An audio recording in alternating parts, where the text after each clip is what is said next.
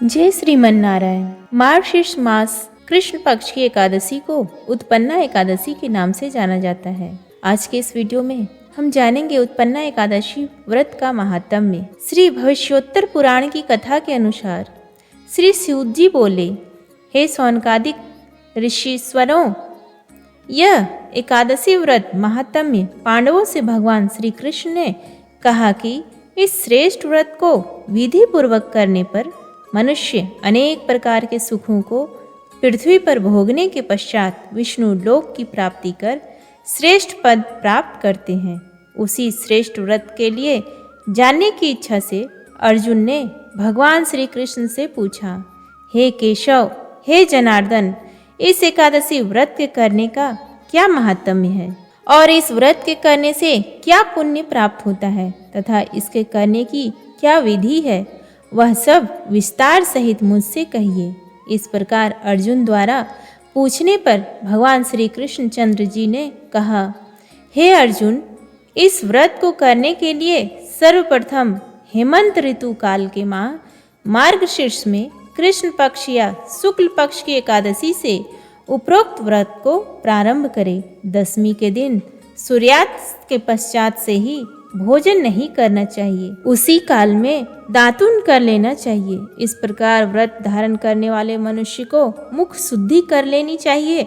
दूसरे दिन अर्थात एकादशी के दिन प्रातः काल संकल्प नियम के अनुसार समस्त कार्य करना चाहिए। मध्यकाल दोपहर में उत्तम, मध्यम, अधम जलाशय में जैसा कि शास्त्र में कहा गया है स्नान करें। क्रमशः ये तीनों प्रकार के जलाशय नदी, तालाब, बावड़ी आदि में स्नान करें। यही उपरोक्त शास्त्र द्वारा जलाशय कहे जाते हैं। यदि यह सब उपलब्ध ना हो तो किसी अच्छे कूप पर विधि पूर्वक जल से स्नान करना चाहिए, किंतु स्नान करने से पूर्व मृत्तिका मिट्टी से शरीर को शुद्ध कर लेना चाहिए और मन, वचन तथा कर्म से कहे, हे पृथ्वी माता, तुम मेरे पूर्व जन्म के समस्त पापों को नष्ट कर दो। हे माता, तुम्हारे द्वारा मेरे समस्त पाप मुझसे छूट जाएंगे और मैं परम गति को प्राप्त होऊंगा। इस प्रकार कहता हुआ शरीर को पवित्र कर ले। तत्पश्चात स्नान करके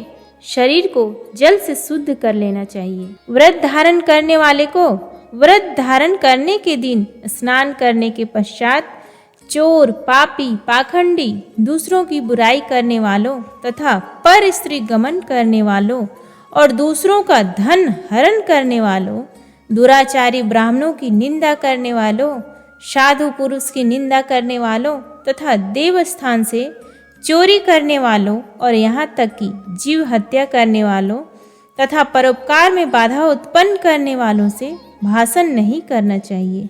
यदि अनभिज्ञता में ऐसे मनुष्य से कोई किसी प्रकार का भाषण हो भी जाए तो उसके लिए व्रतकर्ता को प्रायश्चित करने के लिए सूर्य नारायण के दर्शन कर लेना चाहिए। इस प्रकार शास्त्र विधि से नियम का पालन करने के पश्चात धूप, दीप, नैवेद्य से गोविंद भगवान का पूजन करना चाहिए। व्रत के दिन व्रतकर्ता रात्रि को दीपदान करे और समस्त रात्रि भगवत भजन तथा कीर्तन में ही व्यतीत करे।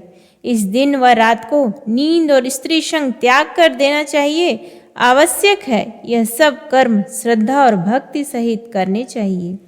व्रत के दिन ब्राह्मणों को श्रद्धा सहित दक्षिणा देकर अपनी त्रुटियों की क्षमा याचना करें।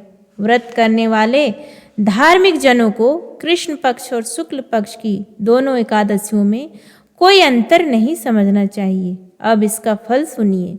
मनुष्यों को शंखोद्धार तीर्थ में स्नान एवं दर्शन करने से जो पुण्य मिलता है वह पुण्य इस व्रत के करने वाले को अर्थात उपरोक्त विधि से करने पर जो पुण्य प्राप्त होता है वह व्रत पुण्य के 16वें भाग के बराबर भी नहीं होता है।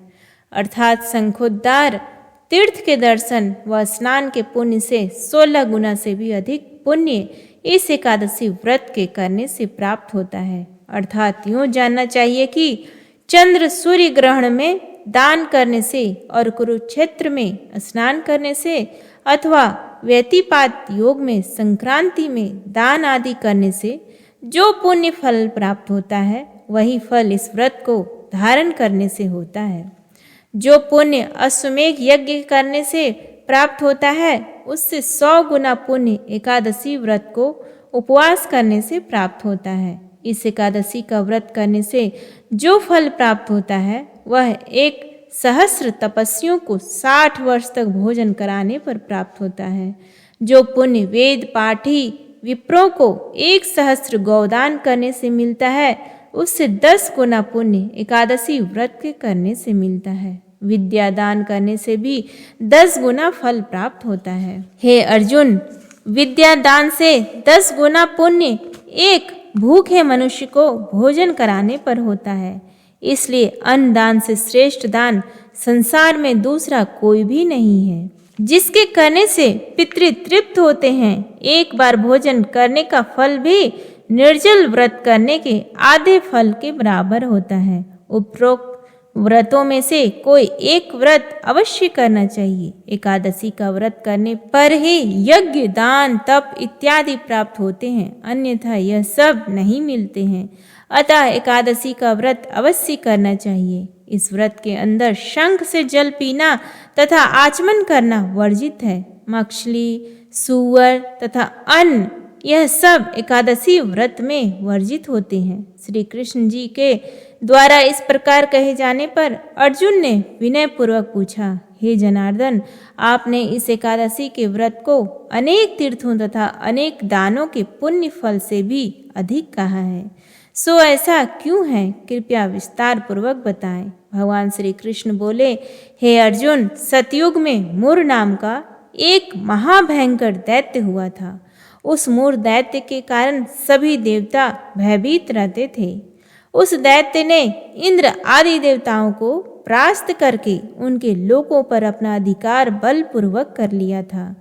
तब अति विकल और दुखी हो इंद्र तथा देवताओं ने भगवान शंकर जी से प्रार्थना की कि हे महादेव जी, हम लोग मूर दैत्य के द्वारा दुख को प्राप्त हो मृत्यु लोक में निवास कर रहे हैं।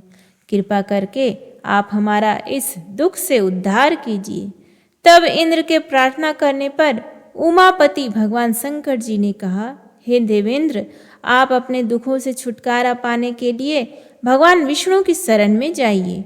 तब इंद्रादिक सभी देवता भगवान विष्णु के पास क्षीर सागर पर गए, जहाँ वह शयन कर रहे थे। वहाँ पर देवताओं सहित इंद्र ने भगवान विष्णु की स्तुति की। हे देवों के देव देवताओं द्वारा स्तुति करने योग्य हम आपको बारंबार प्रणाम करते हैं।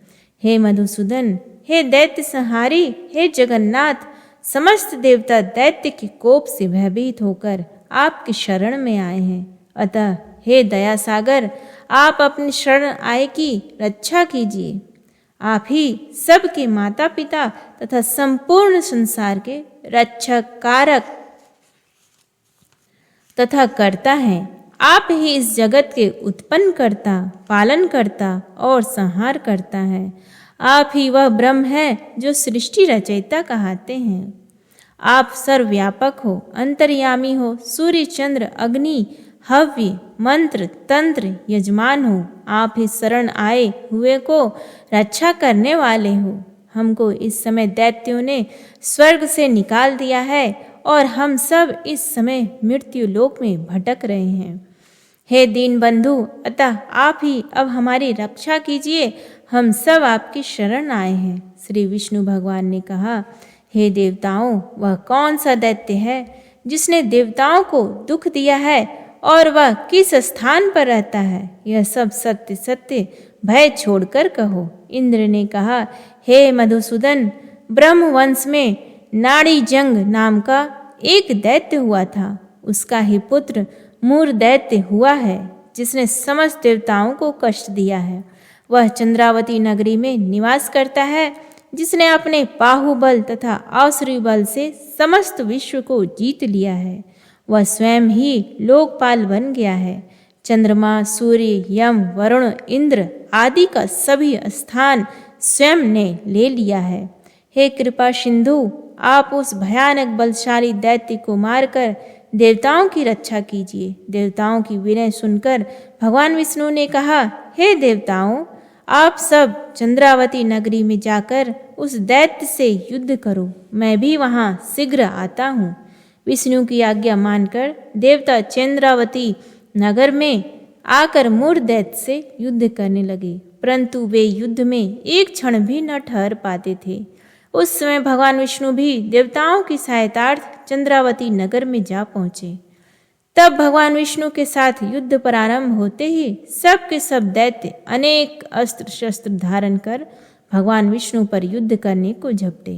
भगवान विष्णु भी अपने गदा चक्र से राक्षसों के अस्त्र शस्त्रों को काट काट कर गिराने लगे और अनेक दैत्यों को सदैव के लिए मृत्यु के मुख में डाल दिया। किंतु दैत्यराज मूर निश्चल भाव से विष्णु के साथ घोर युद्ध कर रहा था।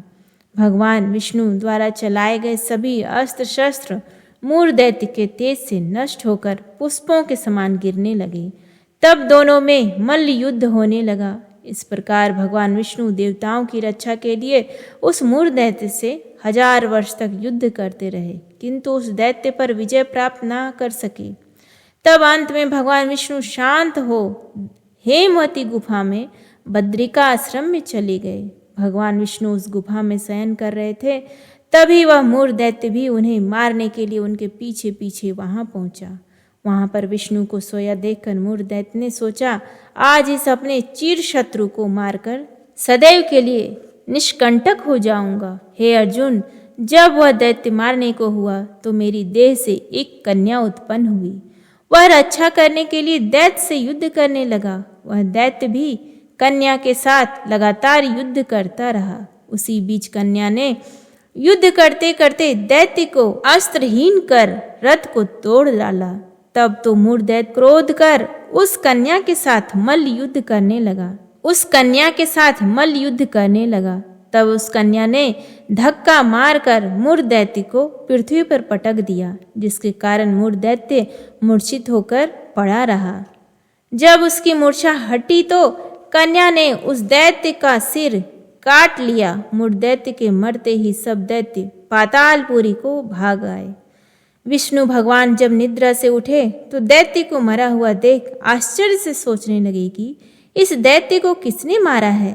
तब उस कन्या ने हाथ जोड़कर कहा, हे भगवान, यह दैत्य आपको मारना चाहता था, इसलिए मैंने आपके देह से उत्पन्न हो इस दैत्य का वध कर दिया है। कन्या की बात सुन प्रसन्न हो भगवान विष्णु ने उससे मनवांछित वरदान मांगने के लिए कहा। कन्या ने वरदान मांगते हुए कहा, हे प्रभु, जो मेरा व्रत धारण करे उसके समस्त पापों को नाश का होकर वह स्वर्ग को प्राप्त हो। मेरे व्रत का आधा फल रात्रि को और उसका आधा फल एक समय भोजन करने वाले को प्राप्त हो, और इस व्रत का करने वाले प्राणी धन से परिपूर्ण हो, अंत में आपके धाम में जाकर बस करें।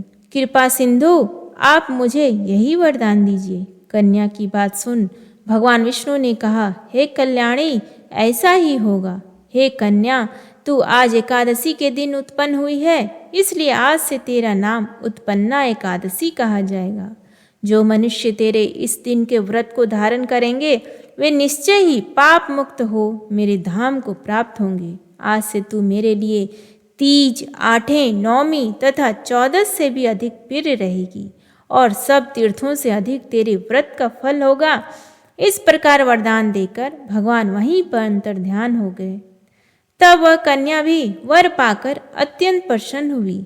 हे अर्जुन, इसी कारण इस उत्पन्ना एकादशी के व्रत का फल सभी तीर्थों के फल से श्रेष्ठ कहा गया है। इस व्रत के धारण करने वाले के शत्रुओं का नाश होता है, विघ्न दूर हो जाते हैं और सिद्धि की प्राप्ति होती है। अंत में मोक्ष को प्राप्त हो विष्णु लोक को प्राप्त होता है। इस व्रत के करने वाले को दोनों पक्षों की एकादशी में भेद न समझना चाहिए। द्वादशी युक्त एकादशी सर्वश्रेष्ठ है। जो विष्णु भक्त हैं वे धन्य हैं। मार्गशीर्ष कृष्ण पक्ष की उत्पन्न एकादशी का व्रत करने वाले मनुष्य को अश्वमेघ यज्ञ का फल मिलता है और वह इस कथा महात्म्य को श्रवण कर विष्णु लोक में वास करता है और अनेक वर्षों तक सुखों को प्राप्त होते हैं। इस व्रत के चौथाई भाग महात्म्य के श्रवण करने वाले को भी ब्रह्म हत्या के पाप से मुक्ति मिलती है। पतित से भाषण करने पर लगे दोष की तुलसी दल भक्षण करने से देह की शुद्धि होती है तथा पारण में आंवले का फल खाने से भी शुद्धि होती है। यदि कोई भारी संकट आ जाए तो जल से पारण करके भोजन करने पर पुनर्भोजन का दोष नहीं रहता। उम्मीद है आपको आज का ये वीडियो पसंद आया। प्लीज़ वीडियो को लाइक करें, शेयर करें। धन्यवाद।